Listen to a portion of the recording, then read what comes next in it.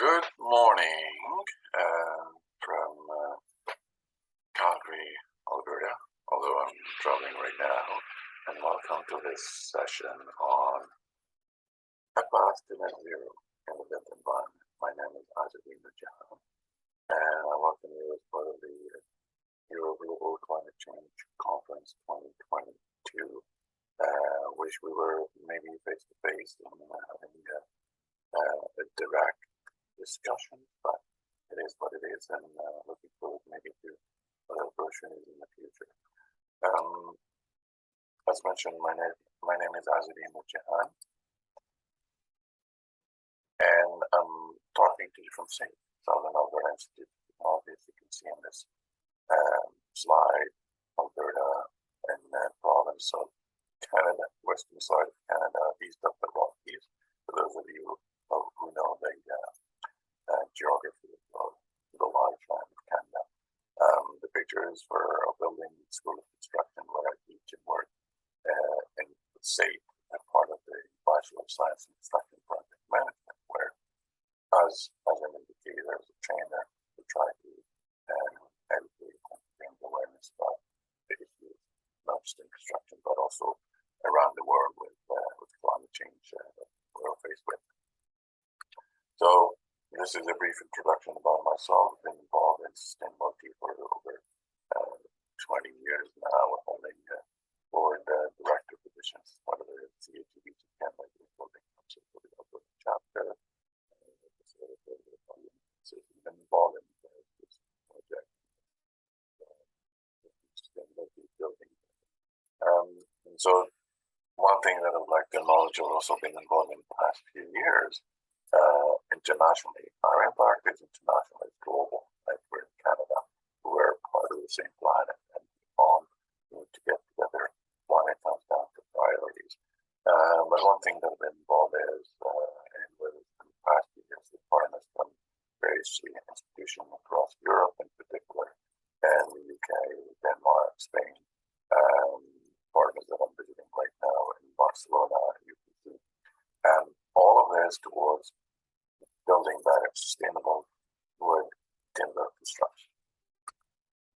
So the content today will be around four key points. First, why are we here? What are the impacts? How is the built environment focused with the built environment? So that's what we do. This is our core business for education, partnership with industry and so on, is helping move that trend. We'll look a little bit at the trend globally around sustainability and carbon, also in the construction and what's been done. And then we'll make an attempt for suggesting a path to net zero. How can we get there? So why are we here? Right? This is a beautiful planet. I haven't had a chance to travel around the globe yet. Maybe conscientious of my carbon footprint, I'll do less. But before we start, I want to get a feedback from the audience here, and I'm going to launch one poll now and one poll a little bit later. What we'll do, since this is a recording, I'll let you do it not live, but recorded live, put it that way. My first question is, for you guys, is net zero achievable by 2050? I want to see if you are honest. I mean, I know when we heard about 2030 goals, I thought, well, we're never going to make it. Right? Now, we put postpone it to 2050 to be net zero. Is that achievable? So how we do the poll, so the question again, is net zero achievable?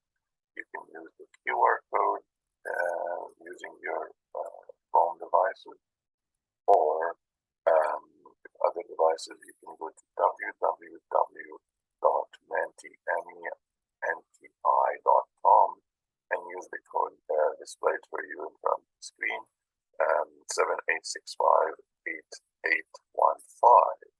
And of course, when you go there, it will prompt you to answer the question. So the question is net zero achievable by 2050, depending on the sector you're from? Okay. I'll pause for about 5-10 seconds to give everybody a chance to use the QR code or to log into www.menti.com and use the code. get enough responses, I'll share that with you once I log in to the during the presentation. So, what kind of planning do we want? And why we're here? We're conscientious that we headed towards climate change, climatic disasters if we don't change the way we do business these days. Do we want a planet that's extremely hot, but part of it is always on fire by 2030 or 2050? So that's on us. We need not just to make the decision. I think the decision is to try to accelerate the way we decarbonize, and that's really what's on us. Right? Climate change is real. Right? It's not a hoax.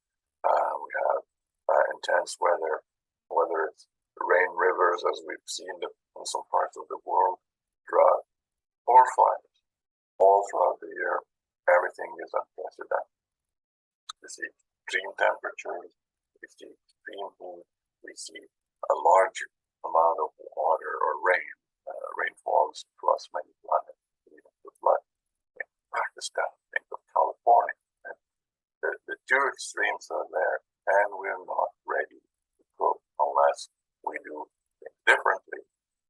To reduce the impact we have, and then basically adapt to the new reality, build better so that our homes, our offices can be self-sufficient no matter what.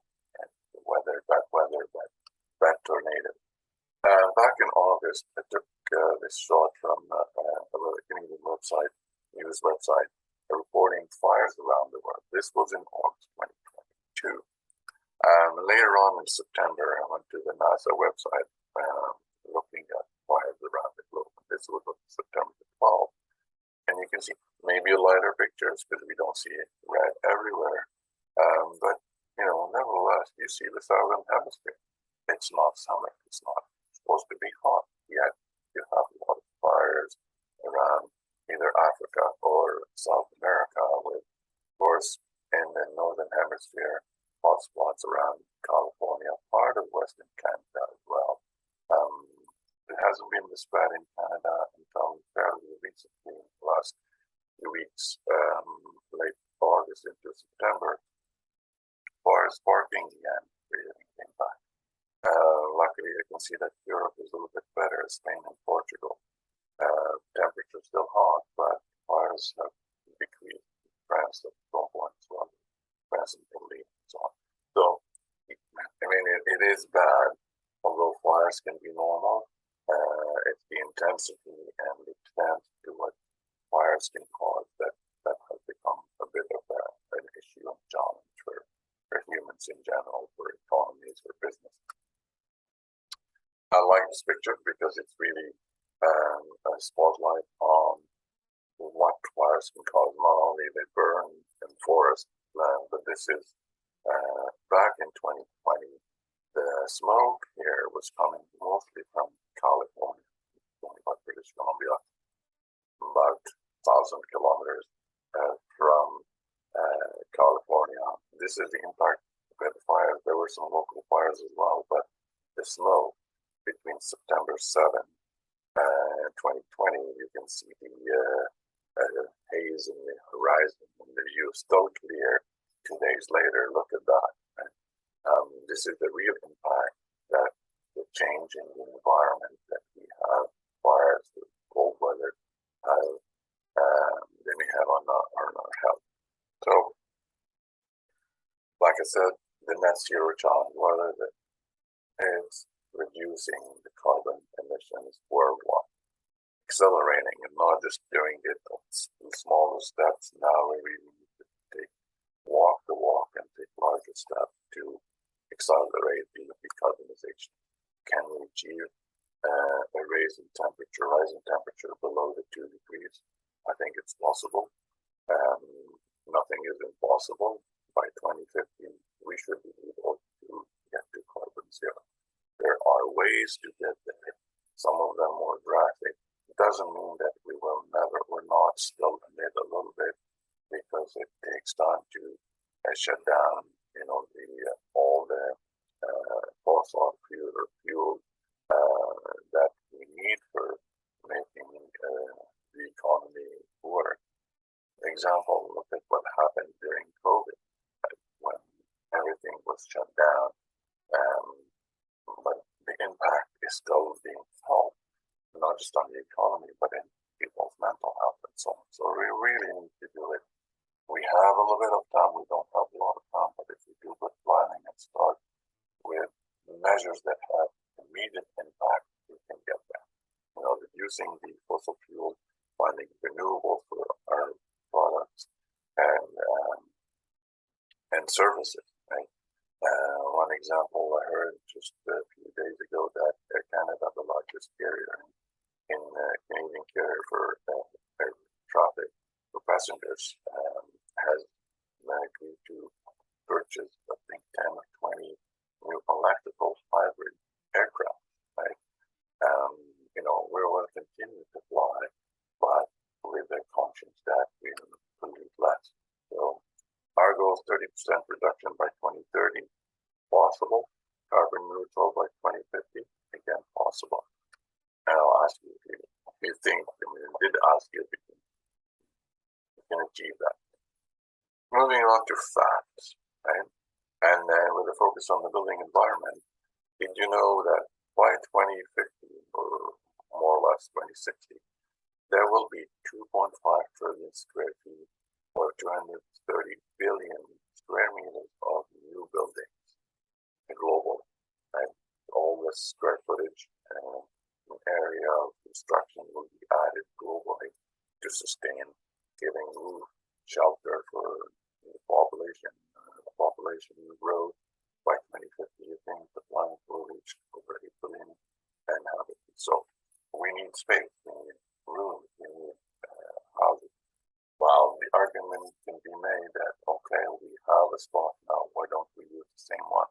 Is it sufficient? It's a good research question. I'll ask my students to work on projects like that. Determine, do we always need to build new, or can we use the current stock and then reuse it differently?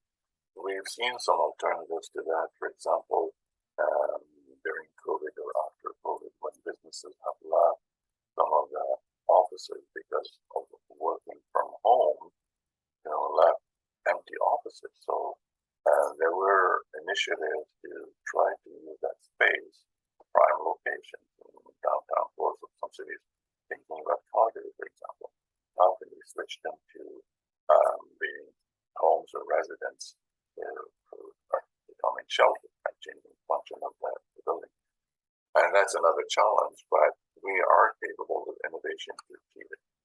And to put that in perspective, 230 million square meters for over 30 years, that means building one Paris per week.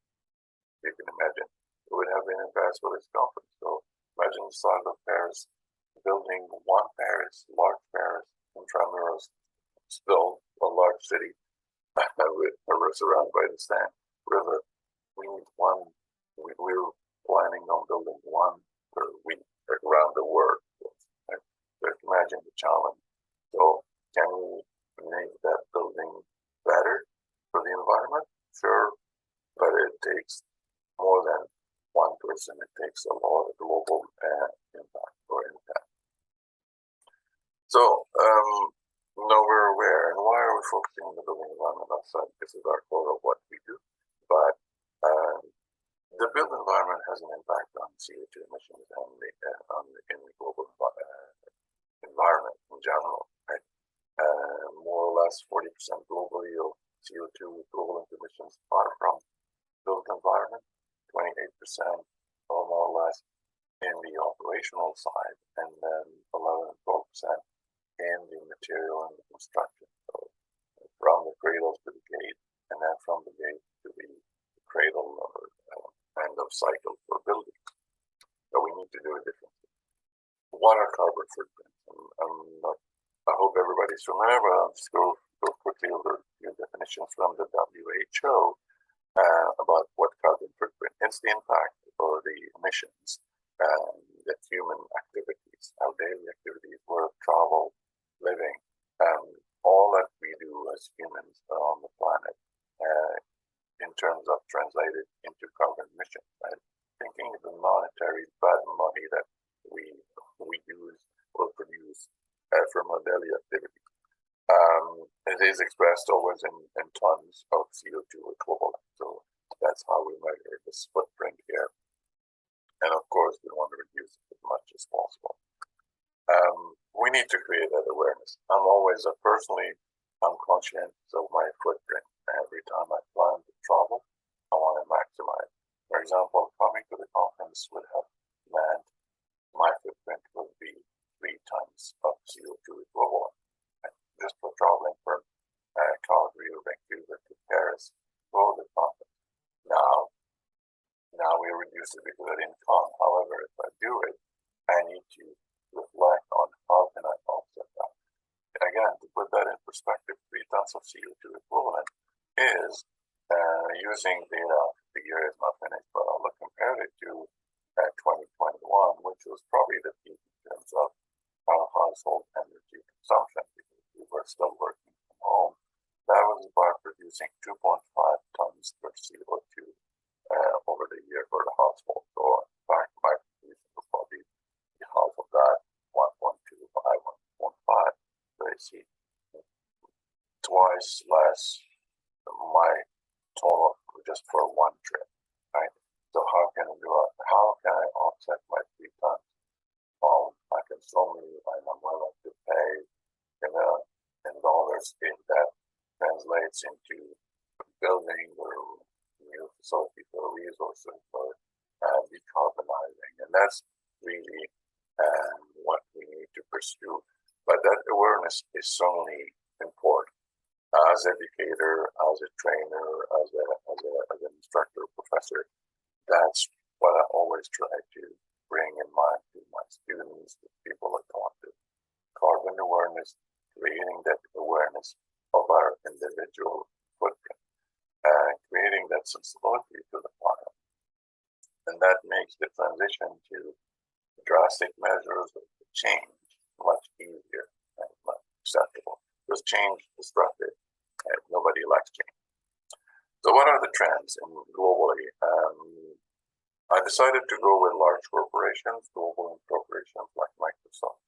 Microsoft is committed and has started planning to be carbon negative actually by 2030 and then reversing, trying to go back and reversing the carbon that they've emitted since the mid-80s, 90s, and by continuing to be negative. So by 2040, I think Microsoft hopes to have offset all the emissions that they have done in the past.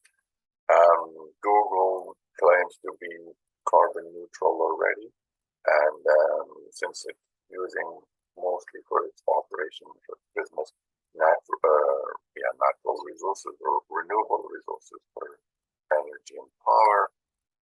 We have Walmart. Walmart is giant in all sorts of services, goods and services. Is committed to be net zero by 2040 and has a path. So how are they going to do it? By using renewable energy for their stores, replanting because they deal with farmers for meat and so on. And then we'll see another example of how Walmart is committed to being net zero for its building, for headquarters, offices, etc. Amazon, same thing, building facilities using materials that are renewable, wood in particular, but also investing into EVs, electrical vehicles, and that can pollute less, pollute zero if possible. Now, of course, each solution will bring challenge, right? Like batteries and so on. And as you know, we keep moving the pros. Ideally, we'll solve the solution through innovation, and that's the benefit. So we're talking about global corporations. Can the built environment be negative or reach carbon zero and be net zero by 2050? And go green. And that's my second question.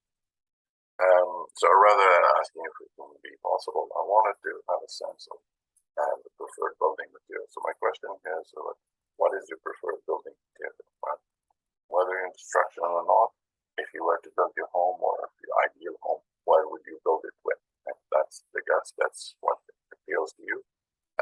Same process. So, and unfortunately, while my thinking was typically what we use essentially around the world, most common materials wood, concrete, steel. So a lot of that concrete, in this case, if you use bricks or cement blocks, same thing, but it with concrete, kind of the same family of group as opposed to steel and wood. So 3 materials to choose from: wood, steel, and concrete. Which one is the preferred? Ask the question.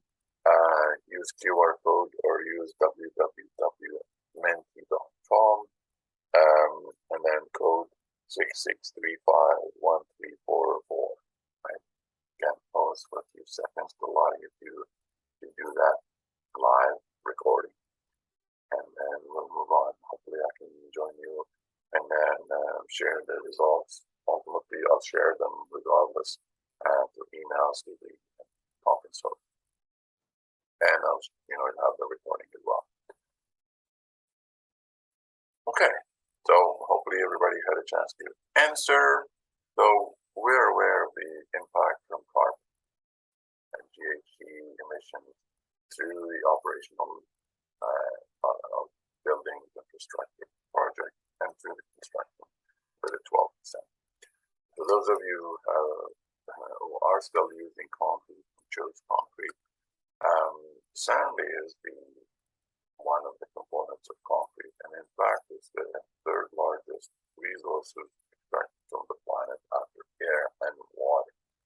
And most recently, it looks like the future for concrete is going to be grim, because by 2030 or so, there'll be a shortage of coarse sand, which is a component of the concrete. So again, the challenge is to find alternative, not for that, but also because concrete industry is one of the largest polluters and contributes 8% to the global GHG emission. That's 4 times more than the airline industry, and that's about 1.5 or more times the shipping industry. Although I acknowledge that the concrete industry is trying to find alternatives to make carbon or concrete and cement production less polluting. There are ways, there are ways from there. So if we can achieve reducing that by half to get to 4%, that will be a good goal to achieve. So what are the trends in the construction? We talked about concrete and innovation driver. We looked at global corporations. I used one in, going back in neck of the woods with a Canadian contractor builder, Chandos, committed to net zero by 2040. And so as part of their commitment, and again, that's an impact, which is also why it's disruptive. But Chandos as a builder cannot achieve to be net zero if their suppliers, their subcontractors are not. So they are committed to doing it by also forcing, they are the drivers, so they're forcing their supplier. I've talked with some of the leaders of Chandos. They are committed that by the next 5 years, if a supplier cannot fulfill the commitment of being net zero, they will not do business.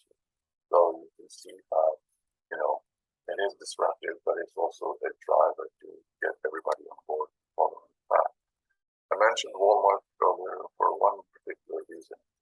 Walmart is building a large campus down south in the United States, campus for headquarters, offices, and as well as schools and university training centers out of material that are sustainable. Majority of it is going to be wood. It's mass timber construction as an alternative to concrete and steel. Of course, it's not going to be 100%. Nothing is going to be 100%. That'll be concrete, that'll be steel, that'll be other materials. But if the predominant material has a negative carbon impact, ultimately will reach carbon zero. And that's a bit of the focus of today's talk as well. Wood has been been trending over the past 5 to 10 years because of sustainable. It's becoming the wood as the building building material of the future. Every week or so, we hear about headlines: a new building, a tall building, is expected in parts of the world. Recently, it was in the United States, the tallest building. A few months ago, across Canada, we hear about new building. Switzerland, I think Bern or Zurich will have one of the tallest buildings in the world using wood. And we have showcased how we can build with wood tall and build better, build healthy buildings. And so wood is certainly on the rise. As you can see here from some of the trends in Canada, for plus 400 or 500 projects across the realm, right? Not just buildings for homes, right? It's commercial, it's institutional, it's also infrastructure, some bridges using wood, because we know how to make it last, and we build for longer now. And the United States, that the boom is in the growth is much larger. I think it's one of the largest in the world. And driven by sustainability, I mentioned Amazon, I mentioned Walmart, Google as well. Everybody is moving to the trend of building campuses or headquarters using sustainable materials, building materials, wood in particular. I mentioned the race to building taller for various reasons. The first one was to showcase that we can build better with wood, and then it has the capacity of concrete. Knowing, as we're going to see in the next few slides, wood has a carbon negative impact versus that of concrete. We looked at the impact of pollution. It started a little bit a few years ago in 2017, 2018, with the tallest wood building in Canada. You can see here. The building is primarily wood, glulam and cross-laminated timber, with, of course, pieces of parts in concrete. The elevator shaft, the connections are on steel, so it's never going to be 100%, and that's okay. But the carbon impact of this building will be far, far less than if we had considered a building out of concrete, which is an easy traditional construction method material. And across the world, Coco were formed in Vienna, again using the same concept, wood building, CLT, primarily in glulam. Building taller allows you to have offices, apartments, hotels, etc., and training centers, and showcasing healthy buildings. Studies have gone for many years in research, showcasing the impact of wood on the mental health. And when we discuss that, as for coming out of it, that's one of an interesting feedback that we should just be looking at for indoor air quality and everything else. This is now in that race to build taller. Of course, the drivers can be many others, right? It's not just sustainability, but certainly sustainability enabled it because people want healthy buildings. This is a high-end condominium apartment building in Milwaukee, which is now the complete and is the tallest building, 25-story high, tallest building in the world with wood as the main structural component. Of course, you can see glass for the building envelope and the cladding. And so this is the main structure of the building, 284 feet high. And there are more projects in concept of this one, like this one in Sydney, Australia, creating a green environment, trees, forests, creating that healthy building. Because at the end of the day, we tend to spend about more than 90% of our time indoors. We probably did 100% of our time indoors during COVID, and so as we continue, why not make our indoor environment, as healthy as the one outdoor? And we want to preserve the planet, but we also want to make our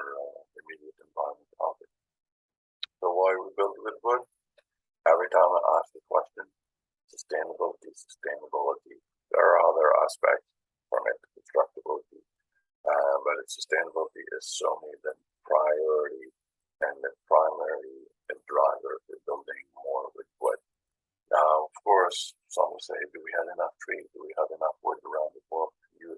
That's also a good question because I know in part of the Northern Hemisphere, if you think about North America, even Europe and parts of Europe, there is wood.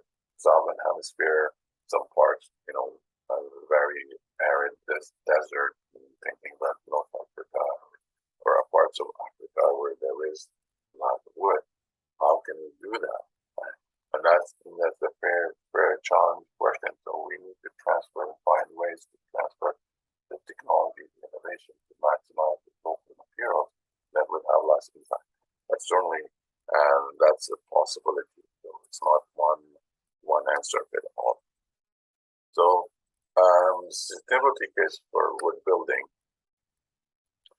in recent report, and this is pre-COVID, but that awareness, conscientious decision to, after the pandemic, we need to build better, right? There is that we hit record low or high after for carbon, right? Everything was stopped, and now we have to go back. So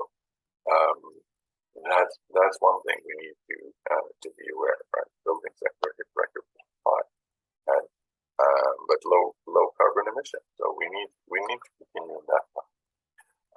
Before we do that, I mentioned a little bit of the two sides of the carbon that come from the built environment, and then defining them more appropriately. We have the embodied carbon, which is through manufacturing, construction, process from cradle, where when we extract the material until we deliver a project of the building is finished. So anything from transportation, manufacturing, all of that till the project is finished. And then the second part of the operational carbon happens after the building is finished. So, operating, heating, cooling, lighting, maintenance, and so on, cleaning, and all of that has an impact. And so how can we dissociate that? So what are embodied carbon? And in fact, this is definition for operational carbon. It's the carbon throughout the life cycle of a building, right? Heating, cooling, and reversely, the operating carbon, embodied carbon, is the CO2 emission during the manufacturing and construction process of the building. So those are the two distinctions. So taking into perspective earlier when I talked about the 230 million square meters of construction between now and 2050. So if we were to plot that as a carbon impact in CO2 emissions, in the green charts, what you have is the operational carbon emission, right?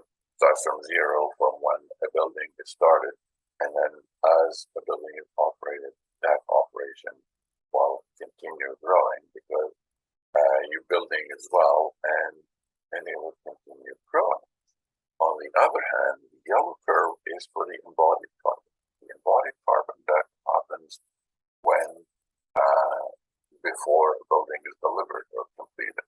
And of course, if we continue in the same path every year, every 5 years, like this chart and this extrapolation simulation will create more embodied carbon unless we change that. So just to give an illustration of the different carbon impact for the various building materials, we go from the largest impact for aluminum, right? This is the inventory of CO2 emissions for building materials. Aluminum being the worst, to stone being one of the least. But if you go through the whole list, you won't see wood as a building material. Right? So why build with wood? That's one of the answers. Right? Why build with wood? On the left side, you have CLT, mass timber type of construction. On the right side of the picture is light frame, most typical current construction in North America and Canada in particular.